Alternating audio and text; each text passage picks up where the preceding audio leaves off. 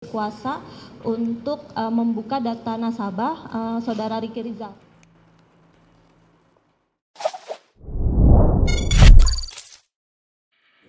Dua hari setelah Brigadir J ditembak, karyawati Bank Kuak Ricky Rizal ditransfer ratusan juta.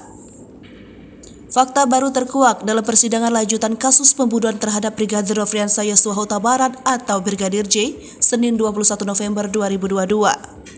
Karyawan bank beber setelah 2 hari Brigadir J ditembak, Ricky Rizal ditransfer 200 juta rupiah dari rekening Brigadir J.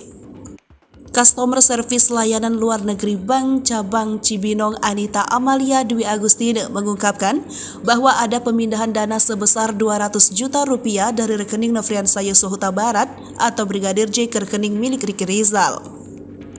Hal itu disampaikan Anita dalam persidangan kasus pembunuhan Brigadir J dengan terdakwa Richard Eliezer atau Baradae, Ricky Rizal, dan Kuat Ma'ruf.